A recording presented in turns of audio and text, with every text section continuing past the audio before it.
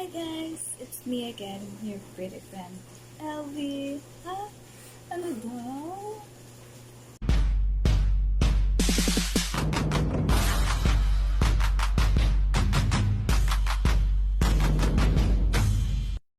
Anyways, medyo matagal-tagal na nga rin akong walang ina-upload na video. And kinakailangan ko nang bumawi kasi marami-rami na nga rin nagma-message sa akin kung gumagawa pa daw ba ako ng content and kung nagre-reels pa daw ba ako. And nung last Thursday nga, that was August 29, may mga nag-message nga sa akin na bakit hindi daw ako gumawa ng content about how I celebrate my birthday. Kasi last Thursday is my birthday, so maraming mga nag-greet sa akin, maraming mga nag-message, maraming nagsabi na bakit hindi ko daw i-video kung ano yung ginagawa ko on the day of my birthday, or before my birthday, or after my birthday, mga ganyan. Pero syempre, dahil medyo busy the past few days, busy, ano daw, saan? Anyways, eto nga yung mga kaganapan nung nag-late birthday celebration kami. And opo, yes po, it's a late birthday celebration kasi nga may pasok si Ali on the day of my birthday. So, hindi kami nakapag-celebrate nung araw or saktong araw ng birthday ko kasi nga may pasok si Ali. Tapos, wait ko pang i-edit. So, ngayon ko lang siya i-edit. So, late na talaga. Anyways, ito na nga. Ang daming sinasabi. Anyways, ang una nga namin ginawa nung araw na yan is magsimba. Nagpasalamat nga kami sa lahat ng mga biyaya na natatanggap namin at ng pamilya namin. Yan na rin kasi ang nagsisilbing banding naming dalawa. Gawa nga ng medyo busy si Ali sa kanyang trabaho. And syempre, pagka uwi niya, bihis, kain, then tulog. Then pagkising naman sa umaga, syempre magpe-prepare lang ako ng pagkain. Then pagkatapos ihahanda yung mga gamit niya, then kakain. Then papasok na ulit siya sa trabaho. Yun nga ang araw-araw naming routine dalawa. Kaya tuwing day off niya, minamake sure nga namin na magkaroon kami ng banding. Then after nga naming magsimba, naglakad-lakad nga lang muna kami saglit habang inaantay namin yung lovebirds na makakasama namin. And sa paglalakad-lakad nga namin is napansin namin tong kainan na to. At dahil mahilig nga kaming mag-explore ni Ali ng iba't ibang kainan, chinek nga namin kung ano pa yung ibang food na ino-offer nila bukod sa Anli Sisig at Anli Wings.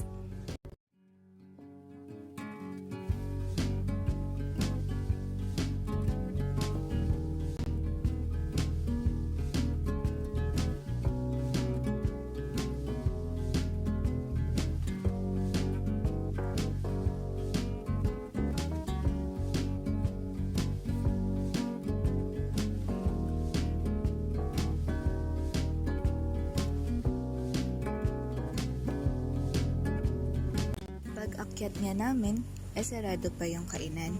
Medyo napaaga nga kami kasi 10 AM pa nga daw magbubukas yung kainan. So, wala kaming magawa kundi bumalik at magantay ng isang oras. Nagpa-picture na nga rin ako dyan kay Ali habang nagpapalipas ng oras.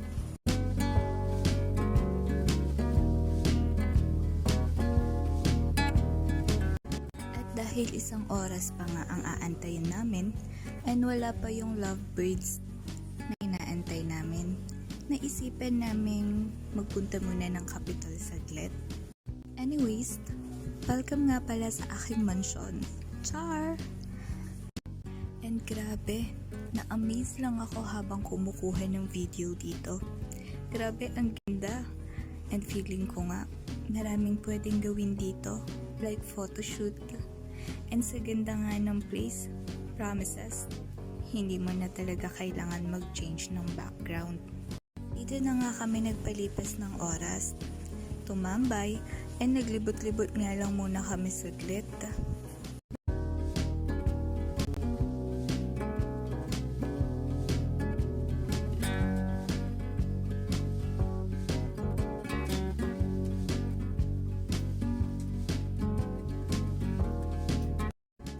Pagkatapos nga naming maglibot-libot, ay bumalik na rin kami sa kainan na nakita namin kanina. And pagkarating nga namin, ay sakto namang bukas na sila. And eto nga yung Mangkok Diner. Marami nga silang iba't ibang pagkain na sinisave dito. Isa na nga dyan yung bulalo, anli sisig, and anli wings, which is yun yung order namin. And sa flavor naman, ay hindi ka rin naman talo kasi marami rin silang flavor na pagpipilian. Meron nga rin pala silang Facebook page and ilalagay ko na lang sa dulo ng video ito. Stalk nyo na lang guys, and syempre, try nyo na rin. Promises, masarap yung pagkain nila dito. And kung pagdating naman sa kalinisan, wala rin naman ako masabi. Kasi malinis yung area and mabait din si ate. Kahit medyo maraming tanong nga si Ali, sinasagot naman niya. And as you can see, mukha nga silang magbarkada. Syempre meron ding rules ang Mangkok Diner. Taray! Which is, bawal nga ang sharing. Bawal din ang may leftover. So, kainin mo pati buto. Char! Syempre may fine din yan pag di ka nakasunod. At 20 pesos nga pag kanin ang natira. And 199 naman pag sa sisig at sa chicken wings. At dahil nga kaka-open lang nila, kami pa lang ang unang customer nila. And as you can see, yung magkaibigan di pa tapos mag-usap. So habang busy sila sa pinag-uusapan nila, nagaganda-gandahan lang ako dito sa tabi.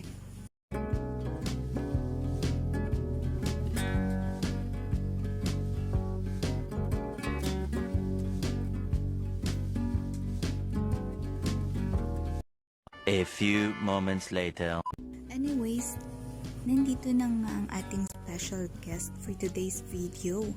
And ayan, nag-start na nga silang mag-order ng pagkain.